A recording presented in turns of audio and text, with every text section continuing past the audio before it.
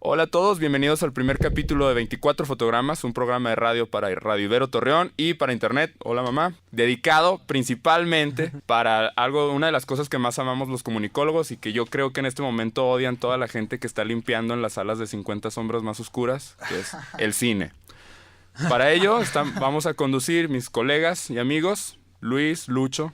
Ortega, así es, o Lucho, ya a obtener una personalidad en internet que ustedes definirán. Ian Elizalde. Hola, ¿qué tal? Mucho gusto. Yo soy Ian.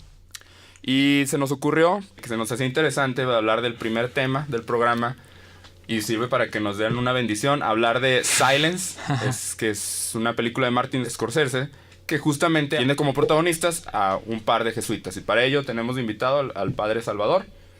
¿Qué tal? Buenos días, buenas tardes, auditorio. Mi nombre es Salvador Sánchez y con mucho gusto estar con ustedes. Muy bien, pues entonces Silence de Martin Scorsese, Los jesuitas en el cine. Comenzamos.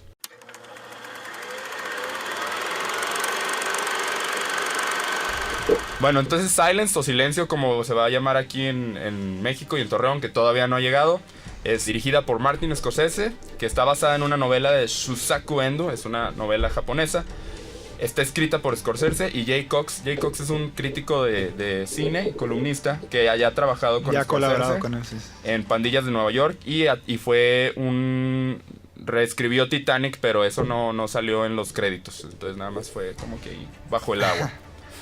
Otra cosa interesante, no sé qué quieran hablar, que un mexicano está involucrado en la película, Rodrigo Prieto, director de fotografía. Dos, de hecho, es el Rodrigo Prieto, que es como que el más relevante en esto, que ya ha participado, pues bueno, en varias películas con Martin Scorsese y pues en toda su carrera ya está más experimentado, pero también está un productor mexicano, Gastón Pavlovich, que también está involucrado en esta película y de hecho acompañó al mismo Martin Scorsese a su reunión en el Vaticano para presentarle la película al mismo Papa y pues ahí sirvió como traductor justamente para el director americano en este encuentro que tuvieron, que al parecer era muy importante para Martin Scorsese porque él como que ya había tocado estos temas antes.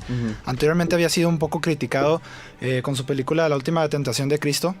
Y parece ser, por lo que hemos estado leyendo, que se lo tomó algo personal, o sea, como que sí le importaba mucho tener esta aprobación por parte del Vaticano. Y pues bueno, en esta segunda película donde trata pues, de una temática de la fe, de la religión, va nuevamente a presentarle la película al mismo Papa y pues bueno, ahí estuvieron presentes los mexicanos, tanto Rodrigo Prieto como Gastón Pavlovich, que también estuvo como productor en esta película, ¿no? Ok, un poquito del currículum de Rodrigo Prieto ha trabajado con Spike Lee, con Oliver Stone, Ang Lee, González Iñárritu, Pedro Almodóvar y Martin Scorsese. Sus películas son Amores Perros, Frida, 8 Mile, 21 gramos, Secreto en la montaña, Babel, entre muchas otras. Y ya había sido nominado por Secreto en la montaña y perdiendo contra, qué curioso, Memorias de una geisha, una película también de temática japonesa. Y ahora vuelve a estar nominado con Silence. Es la única nominación que tiene Silence. A los Oscars se me hizo... Sí, es algo curioso. Bueno, esta película es relevante por muchos aspectos, a pesar de que no tuvo tanto presencia en los Oscars como a lo mejor en un inicio, bueno, que veníamos anunciado una película de Martin Scorsese que venía próxima, pues bueno, que anticipábamos, ¿no? Que a lo mejor iba a tener un papel más importante o más sonado en estos premios, pero pues sí, no fue nominada más que por la fotografía, pero qué bueno que esté un mexicano ahí presente en esto. Y por otro lado, sigue siendo relevante, bueno, por la temática que hoy vamos a tratar, y pues bueno, por la participación de estos dos mexicanos que están ahí. Pienso que más que nada o sea, al ver la película sí tiene como mucho para haber sido nominada, pero es más como la temática, ¿no? O sea, por lo mismo de que Martin Scorsese se tardó muchísimo en realizarla porque era una película como... Es que no es lenta, pero porque la temática te atrapa y te va llevando poco a poco esta historia a través de la vida, o bueno, de la situación de estos dos jesuitas que van a Japón.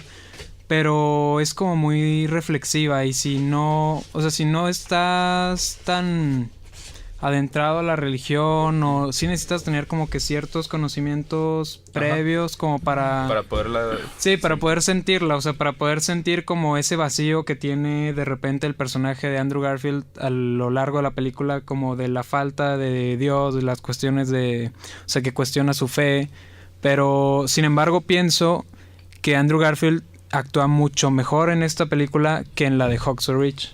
de Mel Gibson. A la cual Fíjate, sí yo fue también pienso lo nominado. Tuvo más nominaciones. Ajá. Yo lo que siento es que los Óscares son muy laicos. O sea, las películas de temática religiosa por lo general les ponen una raya. Pero bueno, ya para que nos dejara hablar al padre, vamos a decir, está protagonizada por Andrew Spider-Man Coitus Interruptus Garfield, por Adam, primo de Pedro Kumamoto Driver, que es como los jesuitas Rodríguez y Garrupe, que están basados en jesuitas reales, que parten en su búsqueda de su desaparecido mentor, el misionero Ferreira, interpretado por Liam, el mejor suegro del mundo Neeson, quien está desaparecido en alguna parte del Japón de 1640, una época donde el cristianismo era fuertemente castigado por el país del sol naciente. Padre, ¿qué tan cierto es eso? ¿Qué pasaba en ese momento en Japón y el cristianismo con los jesuitas? Bueno, en efecto, estamos en la segunda mitad del siglo XVII, 1600... 40. Y tantos, 40, muy bien. Tendríamos que hacer el esfuerzo nosotros de tomar esa distancia para entender lo que estaba pasando. Si pasa algo en Portugal, ¿cuándo nos enteramos en México que sucedió, verdad? Ahora por tweet inmediatamente. Pero en esa época la carta llegaba 2 meses después o vete a saber cuánto, ¿no? O sea, las distancias eran reales y entonces el mundo era como mucho más amplio y diverso. Se corre el rumor de que el padre Cristóbal Ferreira ha renunciado a su fe, ¿verdad? Sí. Es un jesuita, además, que fue enviado por sus superiores a evangelizar el Japón, tierras lejanas. Yo me considero totalmente ignorante en esos temas, pero por lo que nos muestra la película parece que China era un poquito más abierto en esos temas, ya que ahí sí pueden pasar los jesuitas. Pero el problema era Japón, que era completamente cerrado. El gobierno de Japón, o sea, muestra que la gente sí había pueblos que sí querían tener la fe cristiana, pero el gobierno de Japón era el que se estaba oponiendo completamente. Que de hecho lo menciona en la película, uno de los principales, como generales o que se encargaban de reprimir a estas poblaciones que sí querían aceptar la fe cristiana, habla de que no solo lo veían como algo, pues no solo ajeno a ellos, sino que invadía, que era hasta peligroso para su cultura, que bueno, en ese momento si me equivoco, espero no, era el budismo, ¿no? Que lo tenían muy... El budismo Zen, creo. Zen, que sí, es lo que estaban, sí. Lo que imperaba, bueno, en el Japón de esa época. Pues ese es el punto muy delicado de por qué voy a creer por qué voy a cambiar yo mi idea de bien por tu idea de bien, ¿verdad?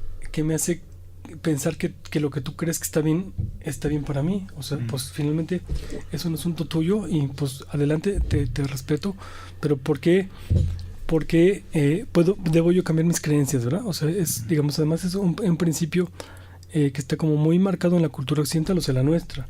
Aunque ese es uno de los temas, yo siento que el tema principal de la película es, incluso el nombre, Silence, viene de cuando no encuentras una respuesta a tus plegarias. O sea, la película es muy, muy cruda. Empiezan a haber escenas muy fuertes de tortura, donde se necesitaría una cuestión divina, que prácticamente Dios baje a decirte todo va a estar bien. Está bien, sigue adelante. Y sin embargo hay silencio. De ahí viene el nombre. Es en efecto la reacción de los japoneses, ¿verdad? Está prohibido que tú tengas otra religión. Es decir, las creencias nuestras son las buenas. Porque va a llegar alguien de fuera a decirnos: has vivido equivocado y lo que tú crees es lo que está bien. Entonces, bueno, además no solo lo creemos, sino lo castigamos, ¿verdad? Al que llegue a decirnos que estamos mal, pues le cortamos la cabeza. Y bueno, la película... Eso era lo de menos. La película es como muy cruda en eso, ¿verdad? Sí. Van a vivir... hay escenas de suplicio en la película y de violencia muy fuerte que los japoneses ejercen contra los cristianos, ¿verdad? Es el modo de defenderse de ellos, de intromisiones en su cultura, es decir, en su idea de bien, en lo que ellos creen que como debe ser la vida, ¿no? Sí, claro. Pues hasta en una parte lo que sucede es que le dicen: no, nosotros al principio los matábamos, les cortamos la cabeza, pero vimos que a ustedes, a los cristianos, como que se entregan a Dios, o sea, en ese momento mueren por Dios, entonces le estamos haciendo... consideran como un bien le estamos haciendo un bien espiritual a ustedes. Entonces lo que pasaron a hacer era, bueno, al principio de la película solamente es como agarran unos rehenes y les dicen: muy bien, tienes que negar tu fe. Entonces le ponen una imagen de la Virgen y le dicen: písala, y los que se rehúsan a pisarla pues los terminan torturando y al final matándolos. Pero lo impresionante aquí es que desde el momento en el que llega este padre, ¿cómo se llama? ¿Ferreira? No, el personaje de Andrew Garfield. Es Garrupe Rodríguez. y... Sí, Rodríguez, Sebastián Rodríguez, sí. Rodríguez. Bueno, en el momento que llega Sebastián Rodríguez dice que aquí, o sea, refiriéndose a Japón, tiene Dios a las personas más devotas del mundo porque con el simple, o sea, si ahorita le pides a cualquier cristiano que pise una imagen para que no lo maten, la mayoría la va a pisar, pero en cambio ahí era como un pecado totalmente y preferían dar su vida a negar su fe. Pues es que el cristianismo es radical por definición, ¿verdad? El cristianismo como religión. Es decir, se nos ha olvidado mucho eso, pero si somos cristianos deberíamos ser como Jesús, ¿verdad? Jesús histórico además. Pero es decir, preocuparnos por los que tienen hambre, preocuparnos por los que tienen frío, por los que tienen sed, por los que no tienen casa, cómo hacerle el paro a la gente que está necesitada. En eso consiste el cristianismo, ¿verdad? Uh-huh. Jesús es muy violento, incluso Jesús es violento, hasta eso, además no lo digo yo, lo dicen los evangelios, cuando llega al templo y ve a la gente piadosa rezando, ¿verdad?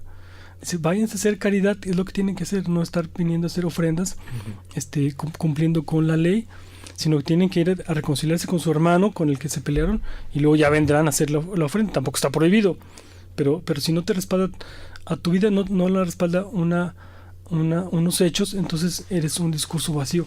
Fíjense, además es una idea como tan básica y tan íntima, pero como le hemos perdido nosotros, ¿verdad? O sea, ¿qué es ser católico? Pues ir a misa.